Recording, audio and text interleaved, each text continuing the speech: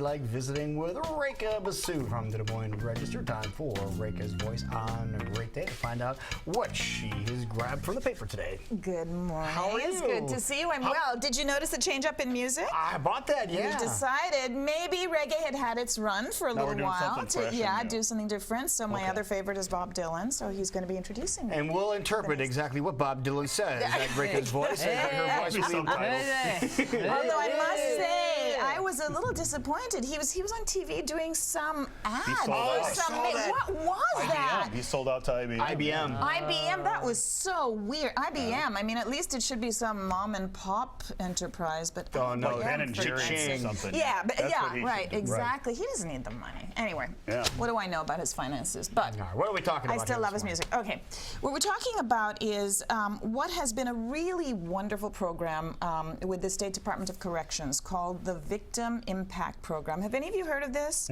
This is something that has been around. It was developed in the 1990s in Iowa. I think that Iowa was one of the first states to get it. And what it does is it takes crime victims and it brings them into the prisons to have them meet face to face with criminals, with offenders. Not the people who offended against them directly, but there is another program that does that. That's called Victim Offender Reconciliation. But this is a different program. And the goal of this is to sensitize offenders to the impact of their crimes or crimes like theirs. The fact that at the other end of them there are real people who really hurt, and show them how their lives have been affected.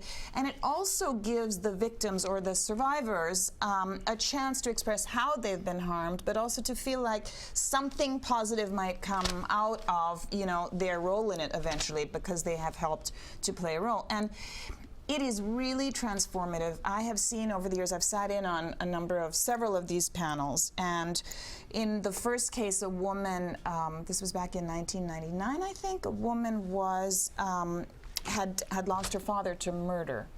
And it turned out to be this horrible thing where he was leading kind of a secret life as a gay man, and some gay bashers had come over to the apartment that she shared with him, and she was asleep. I mean, she came home and he was already dead in his bedroom and she didn't know, and she was a young woman, and then the next day she discovered his body. They had stabbed him to death. And she, she really went through a long internal process and was able to ultimately forgive them. And this became actually, and she's a Des Moines woman, but this became a nationally televised episode on a TV show it was called Confrontation, and it was about this concept of victims and offenders coming together.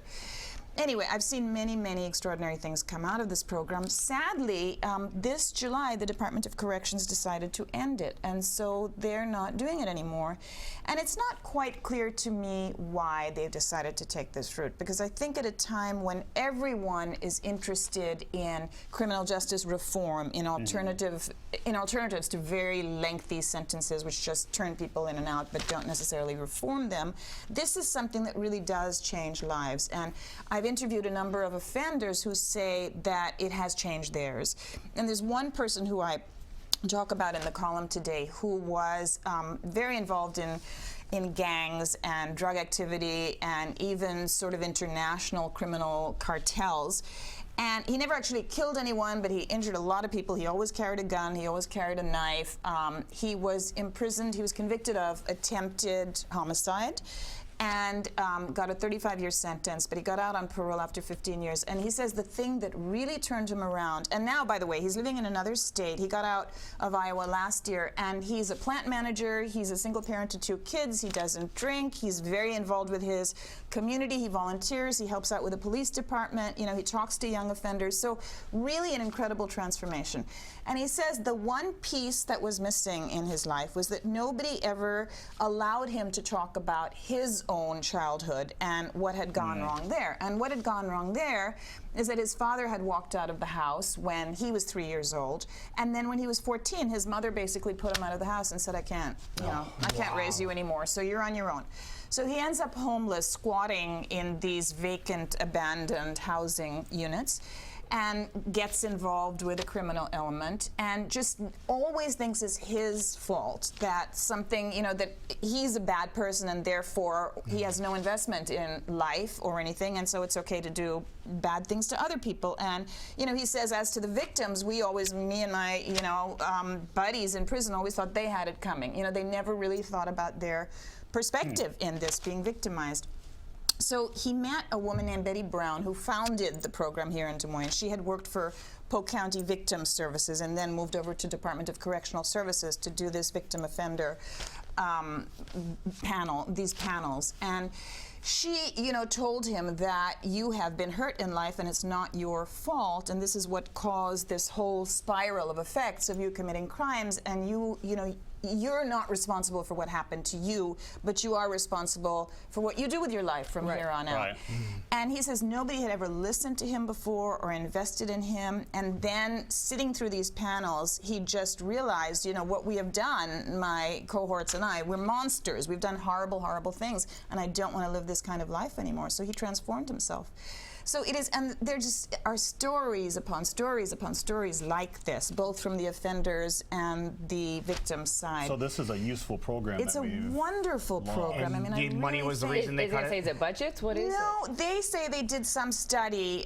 They say there were 2 studies that were done, and they showed that there wasn't a good deal of difference in the recidivism rates of offenders who had been through this program and those who hadn't. But I don't know exactly how those studies were set up. And, you know, they say we have to save taxpayers' money. Everything these days is about saving taxpayers' money. Right. But, you know, if this is a program that keeps people from going to prison or going back to prison, then that's a real saving of taxpayers' money. Do we have statistics? I know you're telling us incredible stories this morning, but what are well, they're saying that there's not a real difference, and what they've replaced it. Yeah, but again, you know, we have to question some of these studies, and the point is that there's hardly any money expended on this program because it's volunteer run, and these classes take place in prison, and the people can. So it's just like transportation costs, and you know, and preparing the victims for, you know, these sessions and preparing the perpetrators for them. But it's not a lot of money, and what they're replacing it with, and this is what I found really disturbing.